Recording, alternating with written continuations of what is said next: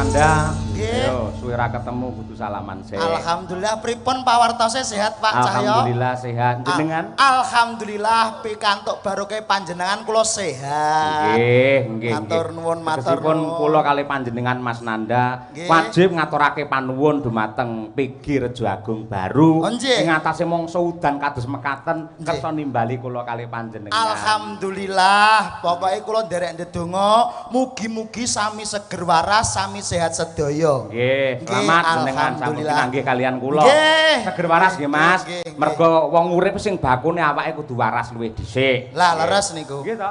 Pokoknya kudu sehat, kersane kepanggih terus berbahagia Aja semuanya. kalah semangate karo keluarga besar PG Rejo Agung. Lho nggih kula tetep semangat. Napa Guyub meleh? rukun kompak Lho, menggunakan gaman panunggal Nggih. selalu bersalam-salaman. Oh, nggih, nggih, Mila nggih, saking nggih. menika Ora ya kedadipun ambek iki contoh. ae. Nggih. Wes ora kasil salaman mbek kono ya mbek watu Azharawat tau. Kok kaya watu Azhar Aswad niku pripun to, Tapi Pak? wong wis salaman kono angele kaya nemoni malaikat Israfil. Salaman ambek iki malah ambune. Ambune piye? Lenga putih. Mosok lenga putih. Ya arum to. Jenengan iki kudune salaman kalian panjenenganipun Pak Cahyo mergo nderekke Pak Cahyo ngoten lho. Dalang budale pamulang. Lah, ngoten. Sampeyan iki adoh-adoh kok Rembang lho, Pak. Lho, niki ditimbali wonten Medion, Leres. wonten PG Rejo Agung. Baru. Baru nggih lah ngoten nggih Pak Nggih. Cahyo. Mulane awake dhewe sampeyan iki kudune ngetokke napa kabisane ngoten lho. Aku iki ya mbuh ya. Wong-wong ki sing do mirsani kabeh ki penonton-penonton ket komburi ki mau jebul do ora pangkling aku. Ora pangling, Iso. berarti wis apal karo jenengan. Apal ki mau ana sing ngendikan sak rombongan blok ngisor kono kuwi. Oh, mriku. Do nyuwun foto. Iki Om Jolang sing biyen nggih dadi film sinetron Kian Santang ngono wae.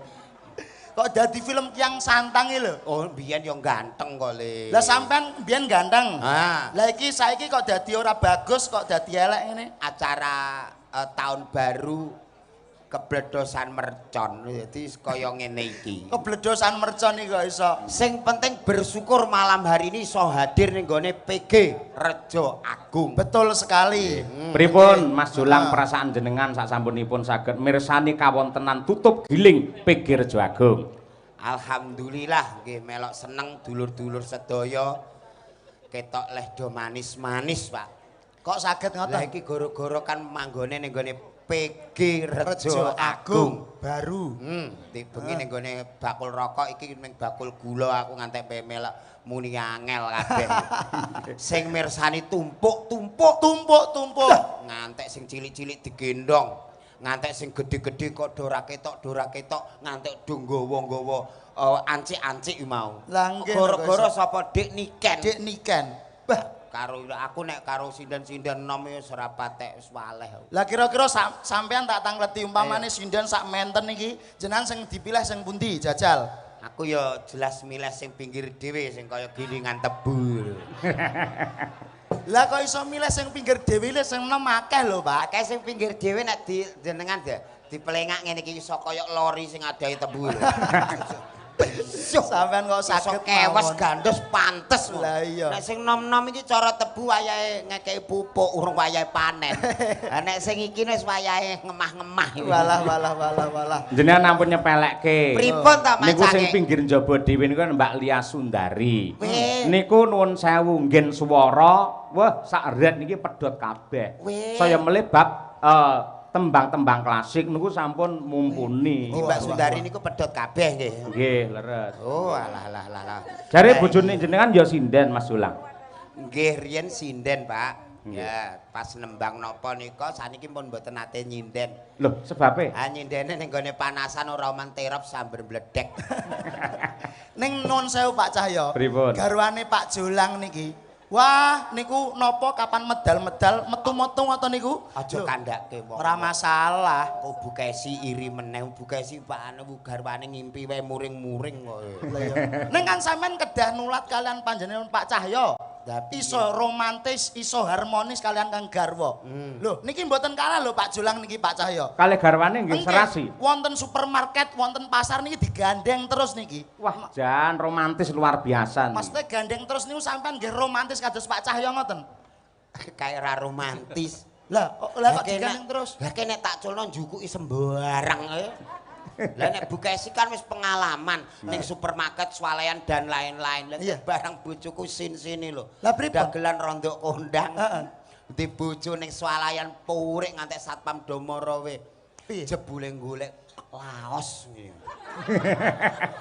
Lah ya ning supermarket kok golek laos. laos. Ini komplit golek laos we ra ono ning. Sampeyan kok iso ngono lho. Lah mulane ilmu pengetahuan itu perlu dipelajari. Lah ngoten. Apa meneh karo PG Rejo Agung ini sudah berdiri sejak tahun 1894. Weh, mbak-mbak sinden urung ana pabrik kene kuwi sono. Sampeyan ya urung lahir ya? Lho ala aku ya isih ning pucuke pelem. Mulane bengi iki awake dhewe iso kenalan karo Bu Kesi sak kanca. Lah nggih. Lah iya, iki ketingale yo wah piyaine langsing-langsing ning jebule makme aki-aki. Kok makme aki-aki? Mangkok 200 iku ning awor sinden iso kotong kabeh ngono. Sindene Pak Cahyo niki lho Pak. Pak Surya niki cantik-cantik Mas yo sepuh. Ning cantik-cantik lho. Sing endi sing sepuh?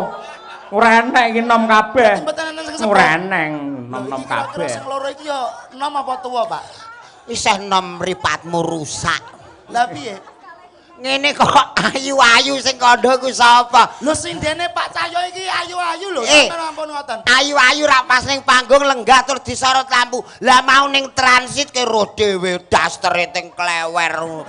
Bayo ape salin aku ngantek pangkling lho. Barang gek metu kaya widodari. Yo iku keistimewaane wanita-wanita nek wis kadung ngadi salira ngadi busana lho. Wong wedok iki angger sansaya rapet kualitase apik regane larang. Walah tenan ya, Pak. Tanggoku kae gak gelem rokane selawe sak glethake we. Kok tangga ora gelem. Sik jenengan tanggane dilokne, bojone dinyek. Ken mau sing dilem kok Bu Kesi. Upamane Mas Jolang jenengan duwe garwa kaya Bu Kesi kira-kira piye? Lah, piye jajal? Umpamane ndek garwa kaya Bu Kesi ngono piye jajal? Hah? Ketoke ra mungkin. Lho Sing jenenge upama ki piye to? Nun sewu lho Pak, kula nanti bojo ayu sirian. Lho nek aneh men. Ha kula cemburunan kok nek aku bento. Wong becing wedok ki ayu sing lanang lho ngerti. Aku nate ke ndek bojo ayu pisan ke Cina ya. Heeh, Cina. Lah tuntunan kok ning dinggon ape resepsi gandengan kula di. Lho niku tumbale, Mbak. Dingontenke kula. Darane kaya ora seimbang. Dadi garwane jenengan sing pisanan Cina. Cina. Sing setunggal niki, Pak. Napa garwane sing nomor kalih niki nuwun sewu nggih sami mrongose. Sami mrongose kados Istri yang kedua. Istri yang kedua sami mrongose. Tak iso ngono piye? Lho nggih nek bobok berdua niku mboten saged rukun, malah padu niku pripun? Kalih bojone sing keloro niki to. Iya. Nek bobok niku malah padu. Mboten perkarane apa wong jenenge wong kekeluargaan iki lak hubungane karo kerukunan nek malah tukaran. Lah ya kok iso tukaran iki piye maksude kok? Nggih. Turu wong loro kok tukaran iki lho. Ceritane sepele lho, Pak. Pilih piye? Gek turu kok roro hambekane kula niku sesek. Sesek bareng moto melek niku jebule adep-adepan padha mangape lho, Pak. Ge oyok-oyokan angin. Angin. Aku ya sesek dekne ya sesek. Ning alhamdulillah wong saiki juk tanggapan rondok rame saiki untune tak kei pager. Untune diparingi Tak kei begel. Kok begel iku piye to? Sing dienggo untuhi lho. Namane iku behel. Ya behel-behel sing rega larang, Heeh. sing transparan regane 16.700.000. Walah. Hati-hati lho Bu, iki engko nek rusak ora tau sikatan saiki mah tomat tukul lombok tukul. Pangkemi kaya pot ngono. Kok ana tomat tukul lombok tukul iki. Akhire bojoku warisan apa meneh saiki duwe anggota anyar. Anggotane napa? Bang Mekar. Isin karo kancane saiki waluh. Piye Pak piye? Aku isin lho Mas. Aku isin. Isine piye? Sidane kuwi begele iki lho tak coplokno. Mbok coplokno. Tak copot.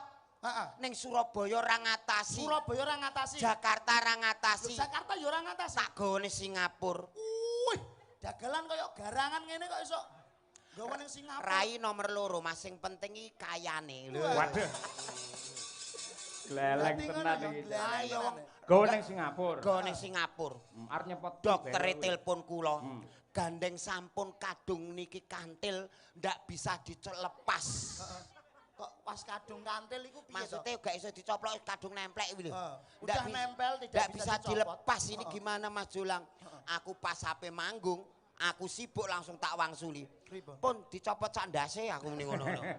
Gek mari repot. Mulane wong wedok itu apa anane? Nah, Gusti Allah menciptakan wujud makhluk yang bernama manusia itu sebaik-baiknya. Sebaik-baiknya. Kaya bengi iki awake dhewe kudu sinau karo PG Rejo Agung. lah pripun? Bab napa, Mas? Di antara rezeki kita ada hak-hak orang lain termasuk bengi niki nyenengno kiwa tengen seluruh karyawan untuk berbagi dan bersyukur. Tepuk tangan untuk PG Rejo Agung.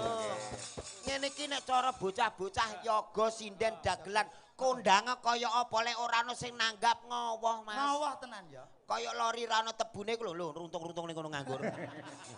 Mulane bersyukur berbagi rezeki. Jenenge sedekah ora kudu dhuwit, ora kudu bondo. Nyenengke rasa kaya bengi iki ya sedekah. Sedekah Lho, rasa. sedekah rasa dana rasa. Apa meneh nyawang sinden-sinden ngene iki. Bayi. Piye. Wes ora guwak belas iki lho. Iki nek cara tebune sing siap panen. Berarti blok Warnanya sudah kekuning keemasan. kuning keemasan. Lah nek sing niki sing nom-nom niki. Tebu sing dipanen urung wayahe diumbarke kok emane man wayahe ngetut ngene iki.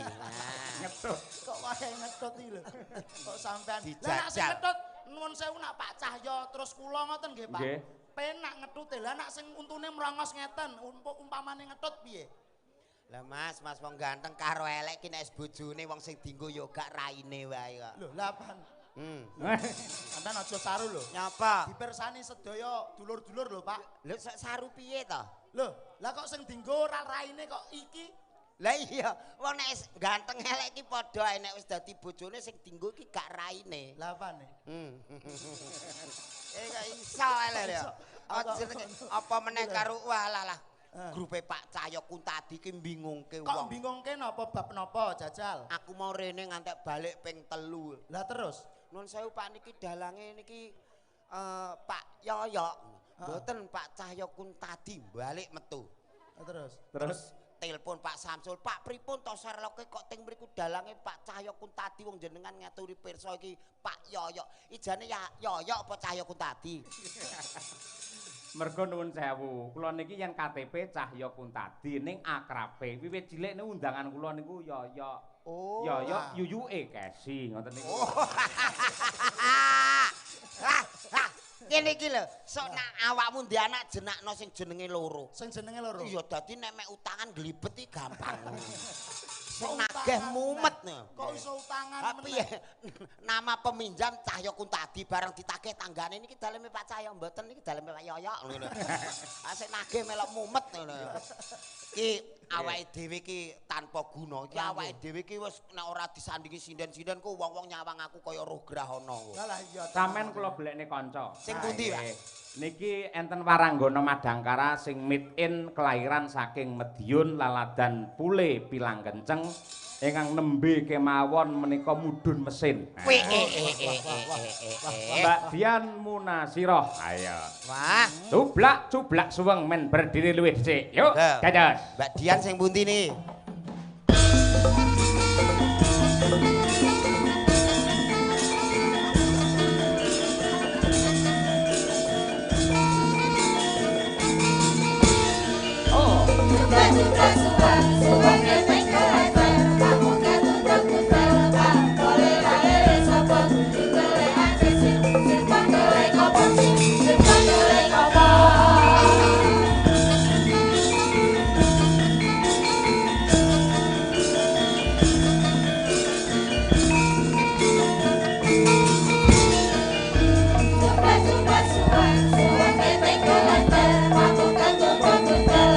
Boleh lale sapa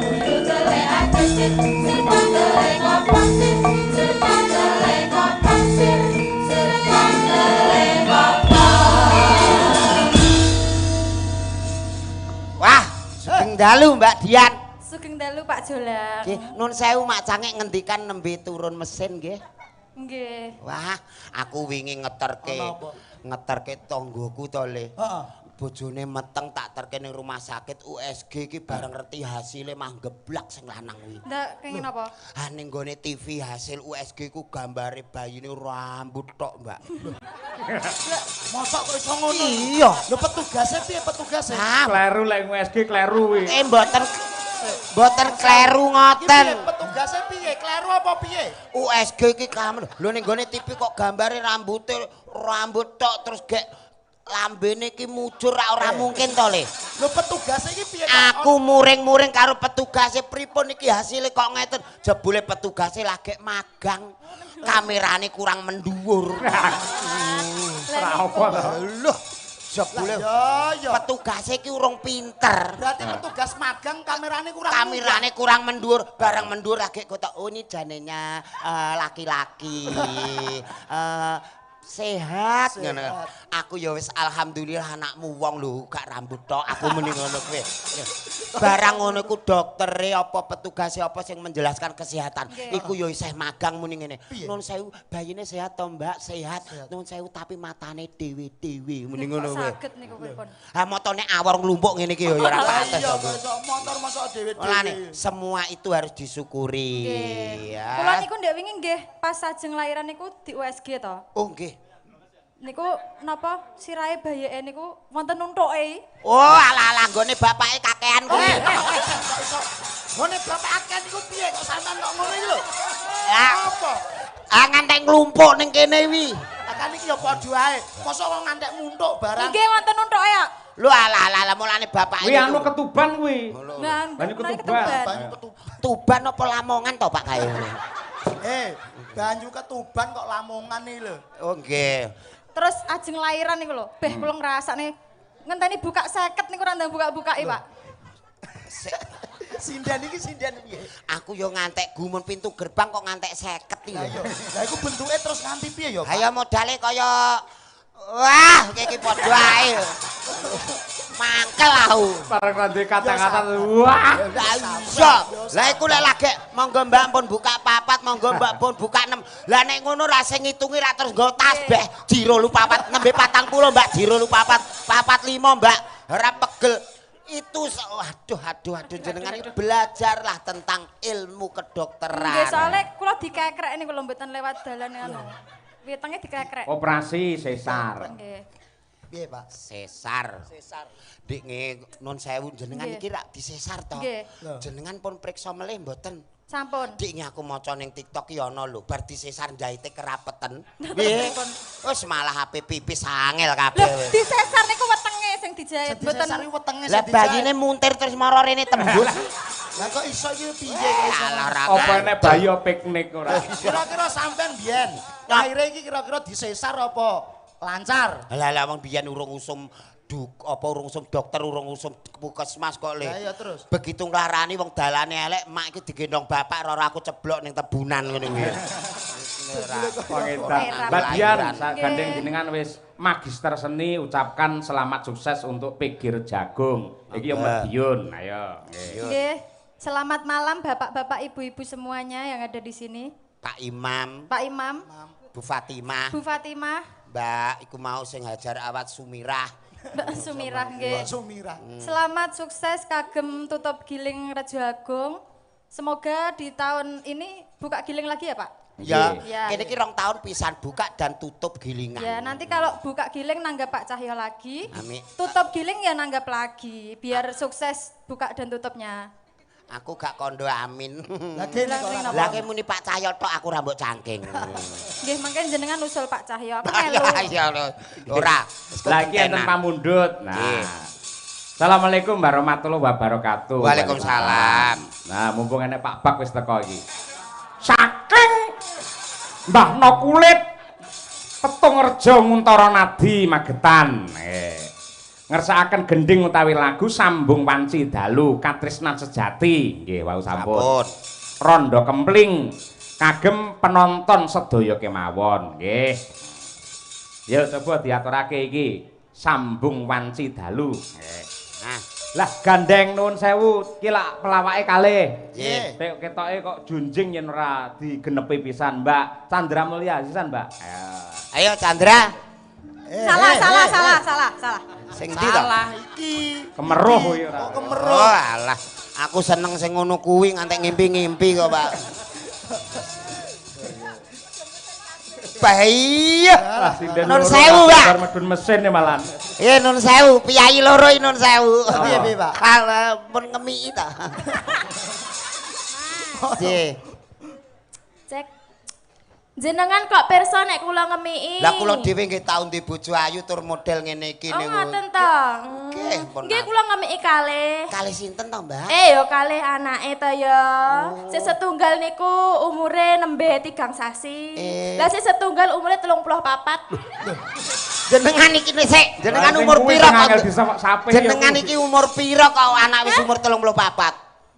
Lah kae sing tak miki sapa? Lah sinten? Anakku. Anake kok umur 34 ya? Lah iya. Sing siji anak barep. Sing siji anak barep Siji to. anak barep, siji anak nomor loro. Oh, anake mbarep umur 30. Oh, bapake. Hati-hati lho, Lah Mbak. kok hati-hati. Ya le wingi ning puskesmas ana bayi semaput. Ya kok semaput gini, Pak? Iki diperiksa doktere jare mendem mbako. Mosok mendem mbako. Bayi kok Lah gara-garane apa? Lah mbok ibuke terus diundang doktere kok bisa kejadian seperti ini, Bu. Kemarin tuh habis bapaknya langsung takmiknya anaknya. Oh ngedan. Boleh mboke iku kurang perhatian kesehatan. Monggo bawanipun riyen dipunaturaken. Nah. Sambung manti dalu Mbak Dian riyen, Mbak. Nah.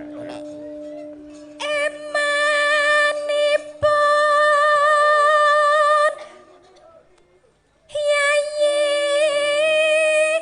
wasakrami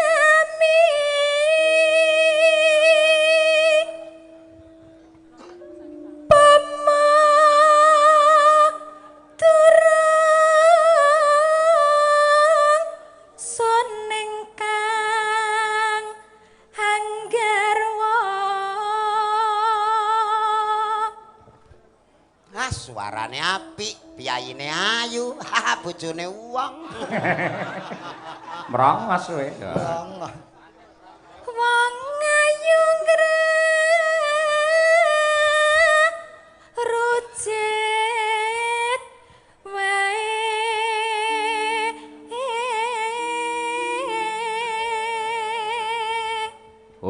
Oper Mbak Chandra Ayo, Mulya. Nok, aja kalah, Nok. Kudu sing apik ya, Kudu sing Mas. apik dipirsani piyai sakmene kae. Iki rekake aku bojomu ya. Alah, aja nek rekake Lah, tenanan piye? ngono wis. Ma, aku ndek bojo nek kaya ngene. Kaya apa? Lah piye lek bojo kaya ngene nek salat ngono, salat barengan. Lah malah aku arep muni amin kono randang rukuk-rukuk ya to. Lah kenapa? Lah untune kecantol ning gone sajadah. Biar. Tur ya ora pantes umpamane digandeng-gandeng ora pantes. Mboten Nek aku pantes. karo Mbak ngene kan pantes. Aku ya rada, Mbak Rada ya apa? ayu. Ayu. Rada memper ngono kuwi. Iya. Lah jajal lak kaya ngono kuwi jajal. Gene. Nak gandengan piye? Ngeten iki lek sing mirsani lek ya piyayi-piyayi sing napa mirsani wonten Nah. mriki to. Jenengan tangleti. Bapak Ibu, kula kali lek jolang niki cocok napa mboten? Mboten. Alah terus sing muni atine elek. Lho nyapa to? Yen kanggoku cocok jenengan niku karo Mbak Diajeng cocok. Cocok iki lho. Dasare Mbak Diajeng ayune kaya komorate, sing kakung kaya komodo. Sing penting nggih ilate niku kok, Pak. Ya Mbak Chandra, iya. Prandene Sing apik, Pak. Ah, pipine halus sing ngene ya. aku kok keri dhewe to rumangsaku. Terae pertama keri suwe ora. Malah ora.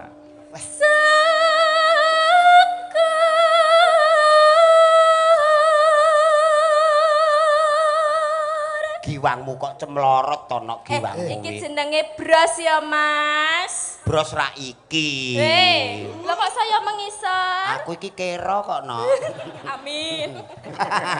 Kira bar. Ra apa-apa. Bros kok iso meling-meling ngene. Lah, ya ta matane. Yo. Kero nok. Ya aja terusan nek kira. Ganti liyane. Kok kleru tak kira Pak Suryane kurang munggah ya jebul. Jebul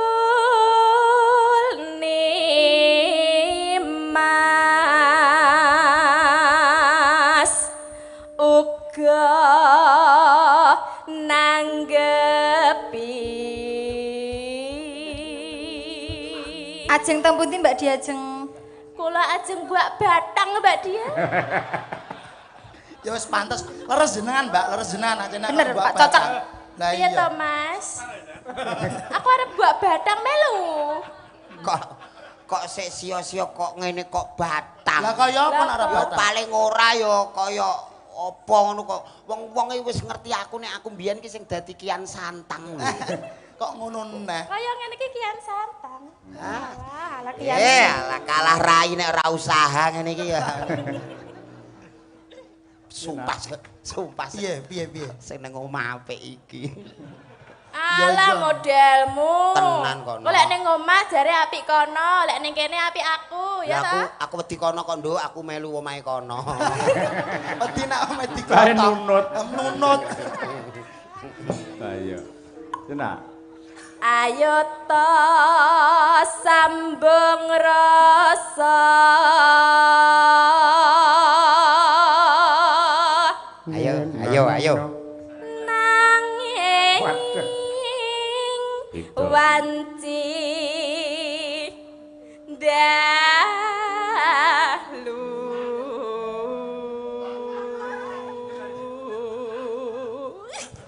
Kene ya. Jane iki. Ya. Jane iki mau bar mangan apa?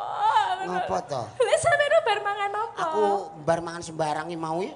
Mau disuguhi godhong pelembarang mrene. Ngene. Layak lho ya kaya wedhus tenan. Baisu. Wes, ayo ya, Nok. Plek. Tanon. Wes, plek. Ah, ngene kok tak imbuh 50. Gaya Ayune boy kaya ngono, sek. Kok tambah 50 iki lho, sampean iki lho kok iso. Lah kowe wani, aku ngono. Ya ora. Ora wani to, Mas? Aku ya wani, Mbak. Ya coba. Ayo. Alah. Oh, empuk, Jeng. Rasane kaya Empuk apa ya? banget. Rasane kaya apa? Walah, Empuk ya. empuk wong. Nah, aku wae. Lah iya ngono kok awake metekol kaya ngene. Ngono kok gayane. Lah iya. Lah pengapesanku dilunggui. Lah iya ta. Kok pengapesan dilunggui? Kono empuk lah kene atos. Lah iya ta. Lagi dienggo watuke ya mencolot. Yo. Nano. Ya nak. Ngerti dhewe. Tanono Dienggo watuk mencolot. Ingkang rubeda nyuntak tresna nadyan mung srana piranti. Entekne Mbak Dian Munasira. Yo. Ayo, Mbak Sira. Gambarmu uga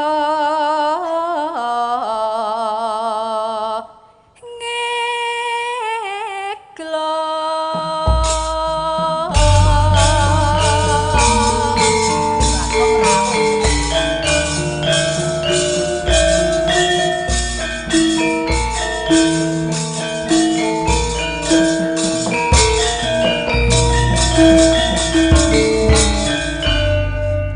Sing gedhe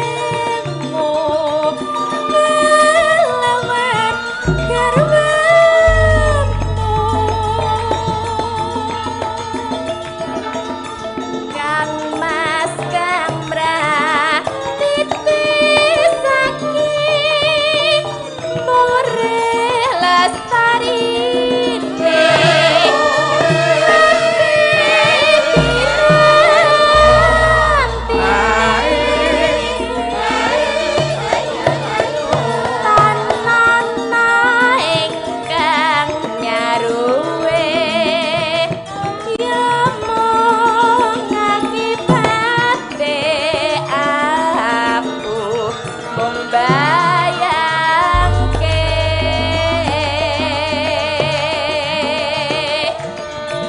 remu ing atiku iki yen banjur ngelingi bocah telu iki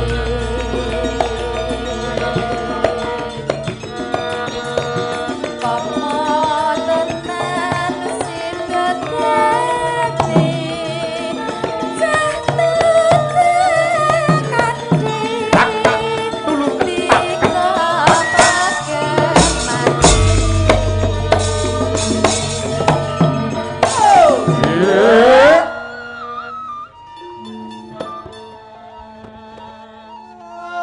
Oh, yoga-yoga kanca-kanca kompak.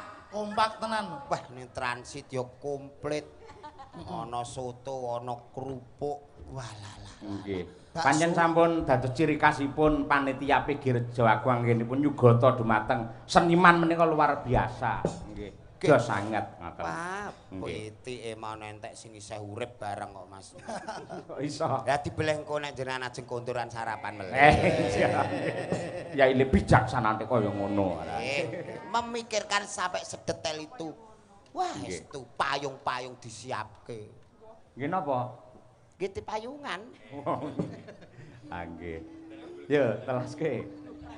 mendah boyo yen sida urip lan nandika